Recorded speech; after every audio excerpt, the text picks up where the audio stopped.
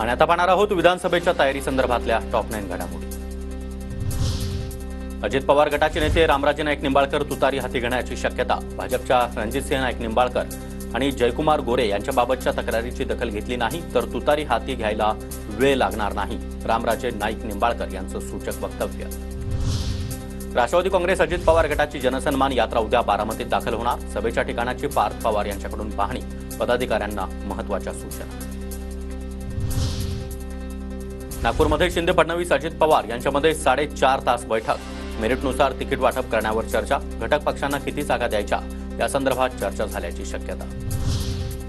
10 सप्टेंबरपर्यंत जागा वाटप पूर्ण होईल। जो जिंकेल त्याला ती जागा देण्याचा निर्णय। मित्रपक्षांना देखील जागा देण्याबाबत कालच्या बैठकीत चर्चा। चंद्रशेखर बावनकुळे यांची माहिती। पुढच्या 10 दिवसांमध्ये संपूर्ण चर्चा अंतिम होईल। काही मुद्द्यावर एकमत झालं, काही मुद्दे अजून बाकी आहे। जो जी जागा जिंकेल त्या जागेला आम्ही महत्त्व देतो आहे। महायुतीचं जागा वाटप लवकरच होणार। निवडून येणारा उमेदवार दिला जाईल हा एकच निकष असेल, संजय शिरसाट यांची माहिती। महायुतीची सत्ता येण्यासाठी क्रायटेरिया फक्त एकच आहे, निवडून येणाऱ्या उमेदवारांना तिकीट। या एका अटीवर ही सगळी माहिती घडणार आहे। या 10 दिवसांमध्ये जागा वाटप होईल।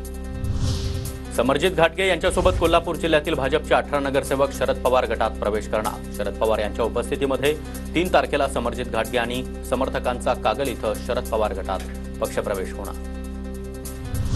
मला हमखास विधानसभेची उमेदवारी मिळणार। इगतपुरीचे आमदार हिरामण खोसकर यांचा दावा। क्रॉस वोटिंगचा आरोप करत खोसकरांची काँग्रेसमधून हकालपट्टी।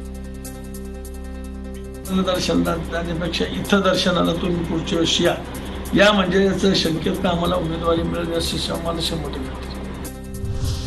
आगामी विधानसभेला जनतेची इच्छा आणि पक्षाच्या आदेशाचं पालन करेन। काँग्रेसच्या लोकांचा देखील मला मतदान करण्याचा निर्धार। भाजपचे नेते गोपाळ शेट्टी यांचं वक्तव्य। दौंडच्या जागेवरून महायुतीमध्ये वादाची शक्यता। भाजप आमदार राहुल कुल यांच्या जागेवर राष्ट्रवादी काँग्रेसचा दावा। ही जागा राष्ट्रवादीला मिळावी, अजित पवारांचे निकटवर्तीय वीरधवल जगदाळे यांची मागणी।